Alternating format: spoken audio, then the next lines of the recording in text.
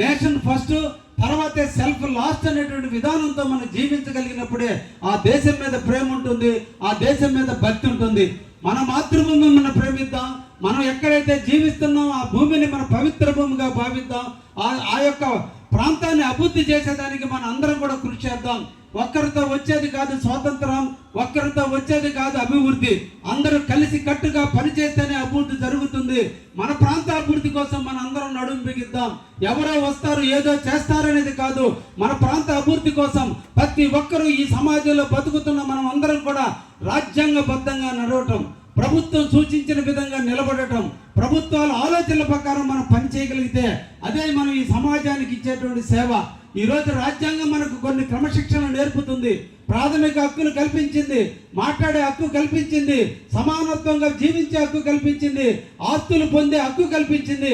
అన్ని హక్కులు కల్పిస్తూ సమాజం కొన్ని అసాంఘిక వ్యవహారాలు చేయకూడదు, అసాంఘికంగా ప్రవర్తించకూడదు అనేటువంటి రాజ్యాంగం కూడా రూపొందించిన దాన్ని కూడా మనం పుణికి పుచ్చుకొని ఎవరికి వాళ్ళు ఎక్కడ కూడా తప్పు చేయకుండా జీవించగలిగితే, ఎదుటి వాళ్ళ మీద ఈర్ష్య పెంచుకోకుండా జీవించగలిగితే, ఎదుటి వారిని మోసం చేయకుండా జీవించగలిగితే, ఎదుటి వారిని గౌరవించడం నేర్చుకోగలిగితే, సమాజాన్ని గౌరవించడం నేర్చుకోగలిగితే, పెద్దలను పూజించడం నేర్చుకోగలిగితే, తల్లిదండ్రులను ఆరాధించడం నేర్చుకోగలిగితే, భారతదేశ ఔన్నత్యాన్ని మనం పెంచుకునే విధంగా నడకగలిగితే ఇదే మన ప్రాంతానికి మన సమాజానికి మనం ఇచ్చేటువంటి గౌరవం.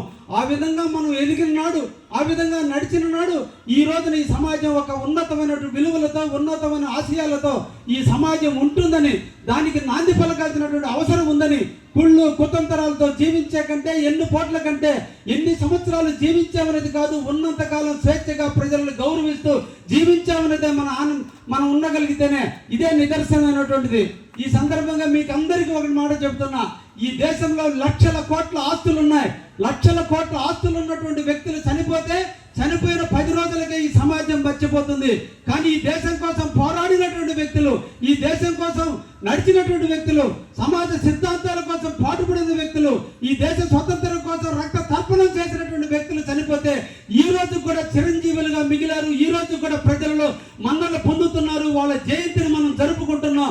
వాళ్ళ పుట్టినరోజులు మన తల్లిదండ్రుల కంటే, మన పుట్టినరోజుల కంటే జరుపుకునే విశిష్టమైనటువంటి స్థాయికి ఎదిగినటువంటి వ్యక్తుల్నే గుర్తు పెట్టుకుంటున్నామంటే డబ్బు కంటే గొప్పది సేవ, డబ్బు కంటే గొప్పది మానవత్వం, డబ్బు కంటే గొప్పది సమాజ సేవ.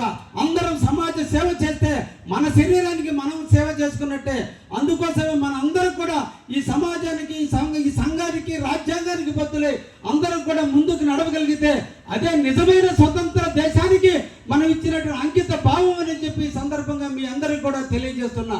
ఈ దేశం మాకేమిచ్చిందని కాదు, ఈ దేశం మనకి ఎంతో ఇచ్చింది.